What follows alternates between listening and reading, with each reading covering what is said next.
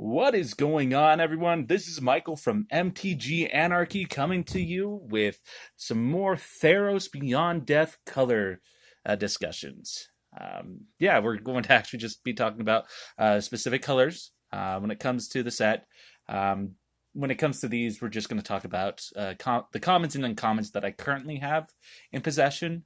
Hopefully, I do have all of them, but if not, it is what it is. But yeah, if you do like these types of videos, though, make sure to subscribe to the channel. I mean, there's going to be more content like this, hopefully daily, if not every so often. I'm actually doing something a little bit different with this one. I've already actually gotten all the cards actually organized. And so we're actually just going to be talking about the cards themselves for these types of videos from here on out with the other colors, black, green, blue, the multicolored ones, and the artifacts. And we'll make them separate videos. But with that said, if you like this type of content, go ahead and give it a like on the video.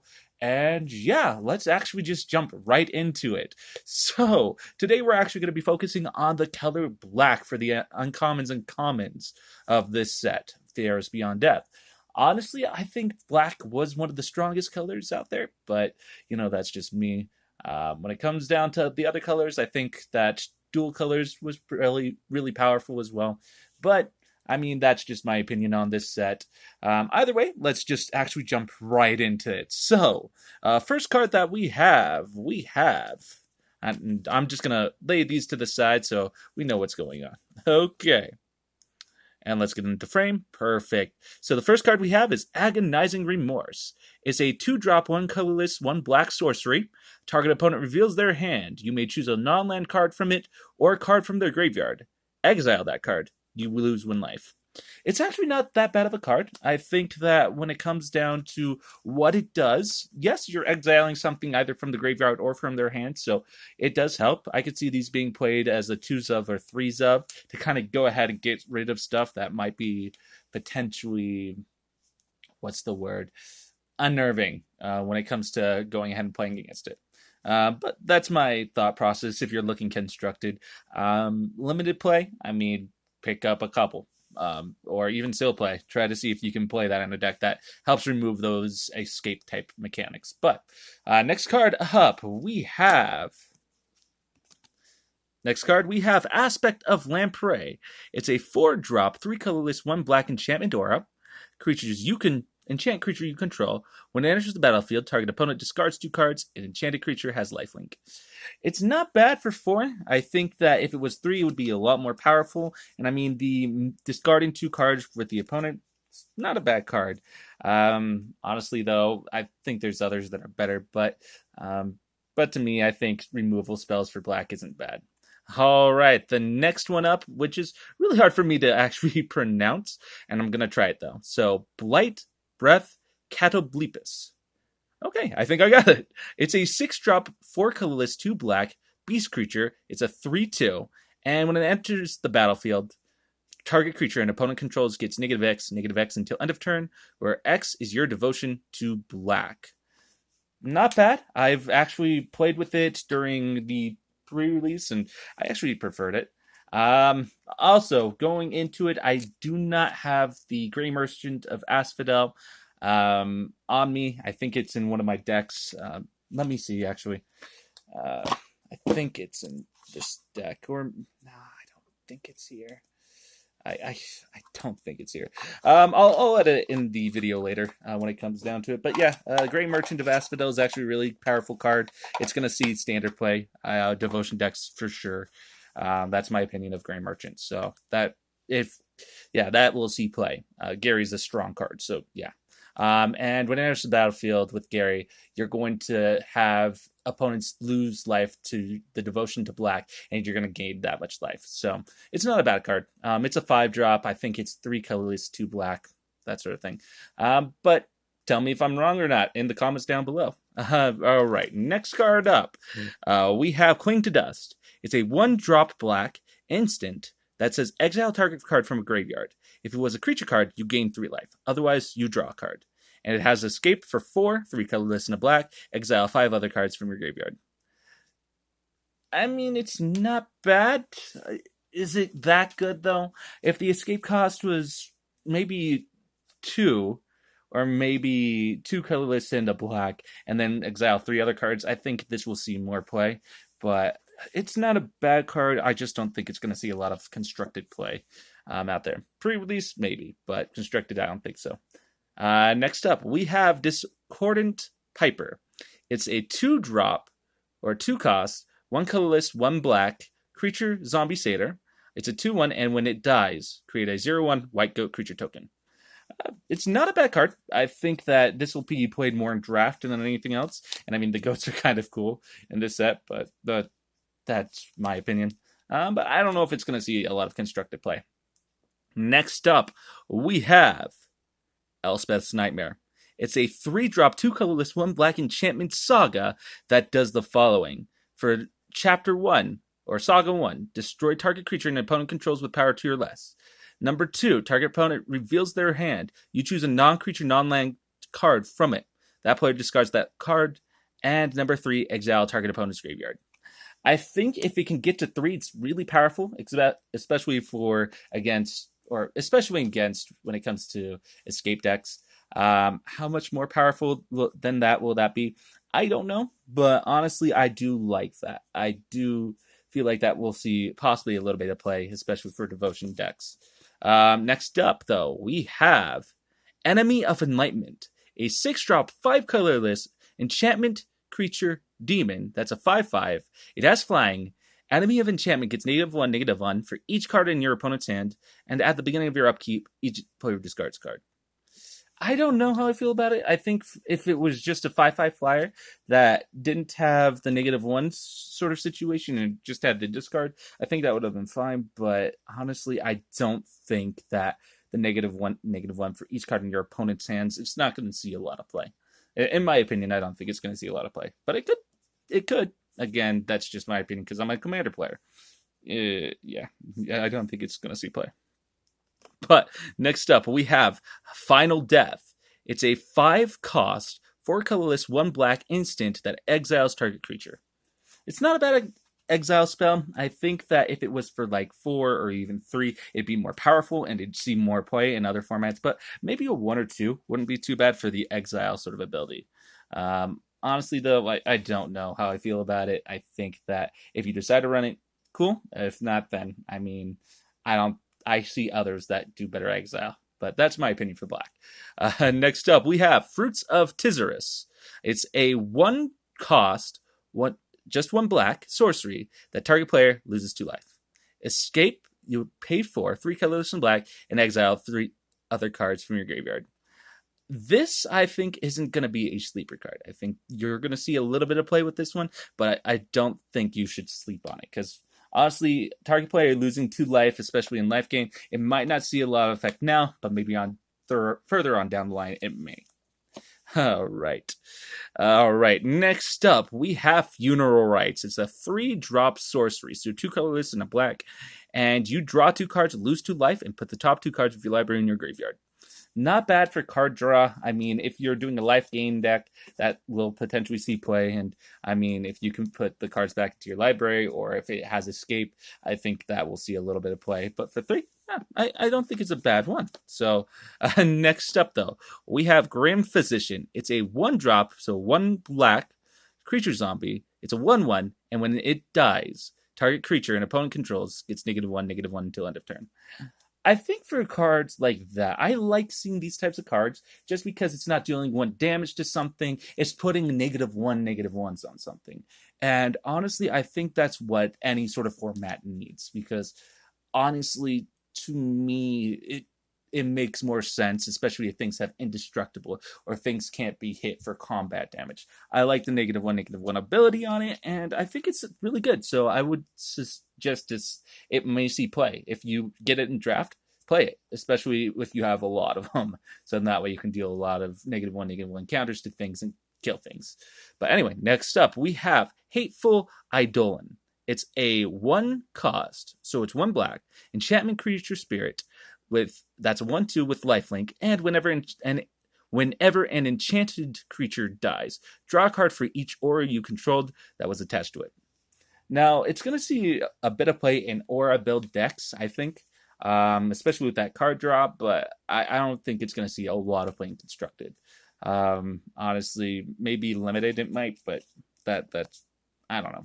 To me, it's a fun 1/2 card with lifelink, so I'd see it for just that. And I mean, if you're doing an Aura type deck, I could see play with it. Next up, we have Inevitable End. It's a 3 cost, 2 colorless, 1 black enchantment aura, which says enchant creature, and enchanted creature has, at the beginning of your upkeep, sacrifice a creature. It's actually not bad. I think that this will see a bit of play here and there. Constructed, maybe sideboard worthy, but limited, I could see this having play, because if you have things that you want to sacrifice, I think it helps. Next up, though, we have, I think this is possibly one of my favorite cards in the set. So I think this is my top pick. But again, this is just for the top pick. Lampad of Death's Vigil. It's 2 cost, 1 colorless, 1 black, enchantment creature nymph. It's a 1/3, and if you pay 1 and sack a creature, each opponent loses life and you gain a life. Honestly, I do like that card. I think this will potentially see play in life gain, life loss decks. And honestly, it's potentially a 1 cost to sack something. It's not Woe Strider sort of thing, but it's good. So I think that'll see a bit of play. Hopefully in black decks, but maybe not. Next up, though, we have Minions Return. It's a 3-drop, 2 colorless, 1 black enchantment aura. It has flash, enchant creature, and when an enchanted creature dies, return that card to the battlefield under your control. This is going to see play. Honestly, this will see play in any sort of deck because it goes straight from the graveyard to the battlefield when it dies. I do like that. I think it reminds me of the thing from War of the Spark, the 1 card. It had to do something with Kaya, but I like that card. I think that's really good. So that's my opinion of it. And I feel like that can see a bit of play. Even if it's at 3, I think that's the right cost for it. So that's my opinion on that. Next up, we have Mire Triton. It's a 2-drop, 1 colorless, 1 black, zombie merfolk with Death Touch. It's a 2/1, and when Mire Triton enters the battlefield, put the top 2 cards of your library into your graveyard and you gain 2 life. It's not that bad of a card, especially if you're trying to do more of a return sort of situation. But is it going to see a lot of play? I don't think so. I honestly don't think so. Maybe a sideboard or 2. Maybe I'm wrong. I don't know. What do you guys think? Go ahead and put what you think in the comments down below. Next up, though, we have Mire's Grasp. It's a 1 colorless, 1 black enchant aura. You enchant a creature, and enchanted creature gets -3, -3. This is a decent kill spell. It's a really decent kill spell, especially if things are like power 3 or greater, and it goes ahead and helps reduce. So I think in the right build, you may see play, and it's only 2 for that enchantment aura, but that's my opinion on that one. This next card, Mokus's Favor. It's a 1-drop enchantment creature, enchanted creature, enchantment aura. It enchants creature. Enchanted creature gets +2/-1, and escape for 3, 2 colorless and black. Exile 2 other cards from your graveyard. Do not sleep on this card. Do not sleep on this card whatsoever, even in drafts or anything like that. That will go ahead and kill out a good amount of things, and you can replay it from the graveyard. To me, that is powerful. Next up, though, we have Nyxborn Marauder. It's a 4-drop, 2 colorless, 2 black enchantment creature minotaur. It's a 4/3. It's a vanilla 4/3. Honestly, to me, it's a vanilla 4/3. It's right costed, but it's going to be made for a blocker. I don't know how much further than that, though. But that's my opinion on that. Next up, Omen of the Dead. It's a 1-drop enchantment with flash. When it enters the battlefield, return target creature card from your graveyard to your hand, and if you pay 3, so 2 colorless and a black, sacrifice it and you scry 2.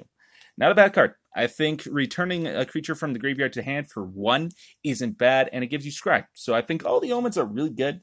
I think this one is my second favorite over first one being Oracle or Omen of whatever Thassa's does. Thassa's Oracle. I don't know. Well, Thassa's Oracle is really good, but Omen of the Dead, Thassa's Omen-esque sort of thing. That's my thing. I think I like the blue Omen a lot better. let's go with that. Next up, though, we have Rika's Libation. It's a 3-cost, 2 colorless, 1 black instant where you can choose one. Target opponent sacrifices a creature, or target opponent sacrifices an enchantment. Not bad. I feel like for 3 they should have done and or. But I mean, it's not a bad card. It's potentially going to see a little bit of play here and there, and it's a sack sort of thing. So it's not saying, hey, look, destroy this, exile this. Your opponent just sacks something. It's not bad for 3, but I don't know how much play it's going to see in Constructed. Maybe limited a little bit, but I don't know. Next up, Farika Spawn. It's a 4-drop, 3 colorless, and a black. It's a Gorgon. It's a 3/4. It has Escape 6, 5 colorless and a black. Exile 3 other cards from your graveyard. And Farika Spawn escapes with 2 +1/+1 counters on it. When it enters the battlefield this way, each opponent sacrifices a non-Gorgon creature. It's a not bad sacrifice outlet sort of fodder. Honestly, I don't know how much play it's going to see, especially for its escape cost. I mean, the exile 3 of the cards isn't bad, but for 6, I don't know. I think there's other things that could do a little bit better with the whole sacrifice. Like Farika's Libation. I mean, target versus each. It's made for Commander, but I don't know if it's going to see a lot of play there. Anyway, moving on. Rage Scarred Berserker. It's a 5-drop Minotaur Berserker. It's a 5/4, and when it enters the battlefield, target creature you control gets +1/+1 and gains indestructible until end of turn. Not bad. I don't think it's too bad. I think for how much it costs, I think it's just right, especially for how much it is. And I mean, you could target it. It's really not bad. So I think that could see a little bit of play. Draft, maybe just go ahead and have it just because of the whole indestructible sort of situation. But moving on, we have Scavenging Harpy. It's a 3-cost, 2 colorless, and a black Harpy with flying. And when it enters the battlefield, exile target card from an opponent's graveyard. It's a 2/1. It's a not bad flyer. I think that if it went for less, maybe it may see a little bit more play. But honestly, for me, it's I don't know if I'd play it. I think I'd play it for the flying ability and have it being a 2/1, but I don't know much more about that. Next up, we have Soul Reaper of Mogus. It's a 3-drop, 2 colorless, 1 black enchantment creature, Minotaur Shaman. It's a 2/3, and you pay 2 and a 3, 2 colorless and a black. Sacrifice a creature, you draw a card. Not bad for a sack outlet. I think I could see that in Corvo builds. Honestly, it doesn't seem too bad. So, yeah, I think that should see a little bit of play in Constructed, especially with black decks and sack decks. And then Escape decks. I think that's going to see a bit of play in those, especially if you're running black. But next up, we have Trample Thief. It's a 2-drop, 1 colorless, and a black. It's a human rogue. It's a 2/2, and it can't be blocked by enchanted creature or enchantment creatures. Not a bad card. Honestly, I think that may see a little bit of play, maybe sideboard-wise. Because, yeah, honestly, I think that could see a bit of play there. Also, coming up, there is another one that's I have a copy of. Hopefully I can pull that out. Let's see if it's here. Let me see. All right, having to get to it. I actually have my commander deck out and to the side. Maybe I'll just go ahead and show off my commander deck on a video that I'm running. I think that actually might be a good idea. But let me see if I can find it. Okay, so there's that. I'm just trying to see if I can actually go ahead and find the specific card. I don't think it's here. Okay, yeah. Gary's not here, but the other one that I will mention that I do have is here. So let me go ahead and show that off. This card, Underworld Dreams. It's a 3-cost, so 3 black mana enchantment. Whenever an opponent draws a card, Underworld Dreams deals 1 damage to that player. It's not a bad card. Honestly, it's going to see play. This is a reprint. It's a good, nice little reprint. I like it. I think it's that good. Honestly, running Devotion, you'd want to run that, and you want to run multiple copies, because those stack, and you're going to gain. They're going to lose. That's when they are drawing. So if you're doing something that makes your opponents draw or mill, that is going to be a good card to me. So, yeah. Moving on, though, we have the Constellation version of Timuret, Chosen from Death. It's 2 black mana. It's an legendary enchantment creature demigod. Its toughness is equal to your devotion to black.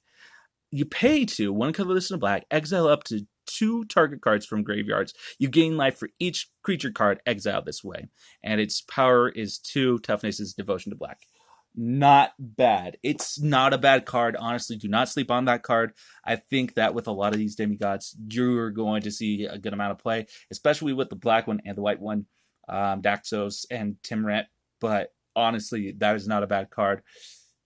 Keep your eyes out for that, especially in Black Devotion, because to me that's powerful. 2 cards left. Next one up, we have Underworld Charger. It's a 3-cost, 2 colorless, 1 black creature nightmare horse. It can't block. It has an escape of 5, 4 colorless and a black. Exile 3 other cards from your graveyard. It escapes with 2+1/+1 counters on it. It's a 3/3. It's a 3/3 for 3. Not a bad card. I think that may see a little bit of play. Now, because it can't block, that kind of sucks. But you can keep bringing it back out as long as you have as much mana and as much egg cards in your graveyard. So I think it will see a bit of play. And last but not least for black, we have Venomous Hierophant. It's a 4-cost, 3 colorless, 1 black Gorgon Cleric with Death Touch. When it enters the battlefield, put the top 3 cards of your library into your graveyard, and it's a 3/3. Honestly, to me, I don't like it as much. I think that the Death Touch is nice, but 4 for 3 and you have to mill 3. I don't know. I mean, if you're playing Recursion, it might be good, but I don't know. In my opinion, it's not that good. But anyway, those are the black cards I do have at this time.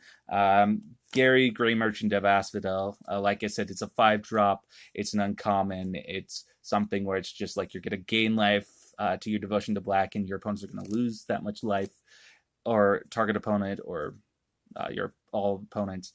And then it's a creature.